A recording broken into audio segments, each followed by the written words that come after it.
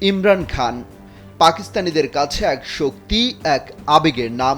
তার জেলে যাওয়ার খবরে কয়েক ঘন্টার মধ্যেই তাণ্ডব শুরু হয়ে গিয়েছিল লাহোর, ইসলামাবাদ, করাচিতে। বেশ কয়েক মাস চুপচাপ ছিলেন সাবেক এই ক্রিকেট তারকা, কিন্তু আবারও জেলে বসে হুঙ্কার দিয়েছেন তিনি। ডাক দিয়েছেন স্মরণকালের সবচেয়ে বড় বিক্ষোভ সমাবেশের। রোববার ইসলামাবাদে এই বিক্ষোভের ডাক দিয়েছেন পাকিস্তানের সাবেক এই প্রধানমন্ত্রী। এরই মধ্যে বিভিন্ন শহর থেকে রাজধানীতে জড়ো হতে শুরু করেছেন পিটিআই সমর্থকরা।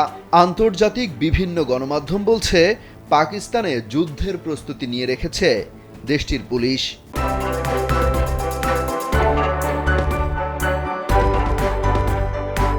এরই মধ্যে পাকিস্তান জুড়ে ইন্টারনেট সেবা বন্ধ করে দেয়া হতে পারে বলে শঙ্কা বাড়ছে।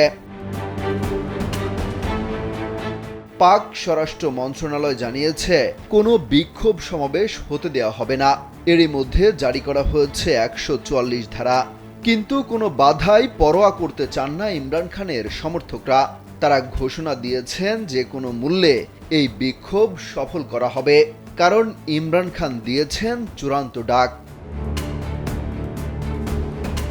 এই বিক্ষোভে পিটিআই থেকে কে নেতৃত্ব দেবে সেই প্রশ্ন উঠেছে, কারণ দলটির শীর্ষ নেতাদের প্রায় সবাইকে কারাগারে বন্দী করে রাখা হয়েছে। তবে বিভিন্ন নেতাদের বরাত দিয়ে স্থানীয় গণমাধ্যমগুলো বলছে, এই সমাবেশে একক কোনো নেতৃত্ব থাকবে না।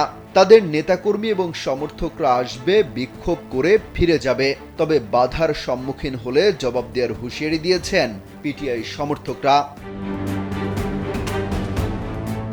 বড় সংঘাত সহিংসতার শঙ্কায় পাঞ্জাব সরকারও 3 দিনের জন্য 144 ধারা জারি করেছে। 23 নভেম্বর থেকে 25 নভেম্বর পর্যন্ত প্রদেশটিতে 144 ধারা জারি থাকবে। সেই সঙ্গে 10,700 পুলিশ কর্মীকে স্ট্যান্ড বাই রাখা হয়েছে।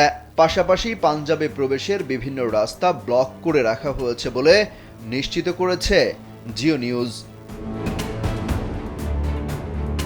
এর আগে গত বৃহস্পতিবার বুশরা বিবি ভিডিও বার্তায় ইমরান খানের ডাকা রোববারের ইসলামাবাদের আন্দোলনে পিটিআই সমর্থকদের আসার আহ্বান জানান।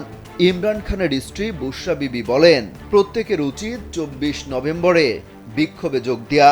কোনো শর্তেই আন্দোলনের এই তারিখ পরিবর্তন করা হবে না, কারণ এটি চূড়ান্ত ডাক। এদিন অভ্যুত্থানের বিষয়টিও উড়িয়ে দিচ্ছে না নিরাপত্তা বিশ্লেষকরা। অমিত হাসান রবিন, কালবেলা।